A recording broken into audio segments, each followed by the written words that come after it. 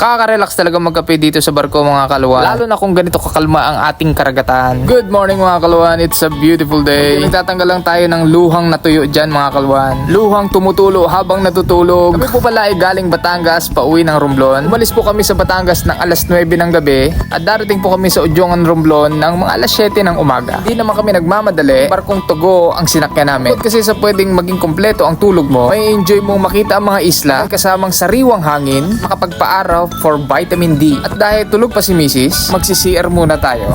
Salamin lang pala yun. At kadalasan nagbabaon talaga ako ng kape. Ang gusto ko kasi sa kape yung puro lang. Bumibili na lang ako ng baso at mainit na tubig. Dito ako bumili dun sa counter. Pwede naman mag-request doon. Bait naman ang mga staff dyan. Dahil hindi ako mahilig sa matamis. Kaya sa akin yung kaswitan namin ni Mrs. Good morning mahal ko. Tama na, baka lang dumi na tayo. At syempre magpapasalamat tayo kay Lord Jesus sa napakabanayad na travel, protection at sa mga blessing. Gusto ko rin pala magpasalamat sa lahat ng mga taga Bulacan dyan sa Pulilan. Sa lahat po ng patuloy na sumusuporta sa Alwan Bone Setting. Maraming salamat po. At sa mga nagpa-bone setting din sa Cubao, maraming salamat po. I-updated na lang po sa mga post namin sa page, sa mga susunod po namin mga tour. Yun na nga, nandito na po kami sa aming lupang Sinilangan. Baba na po ng barko.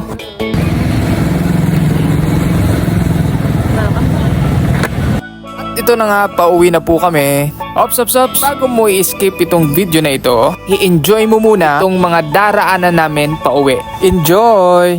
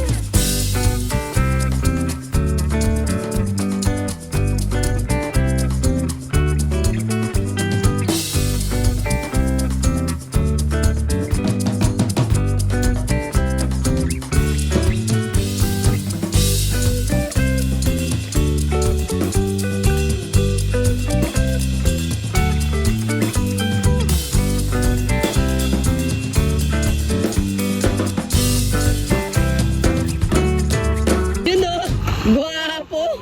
Naka-shades! Wow, naka-shades!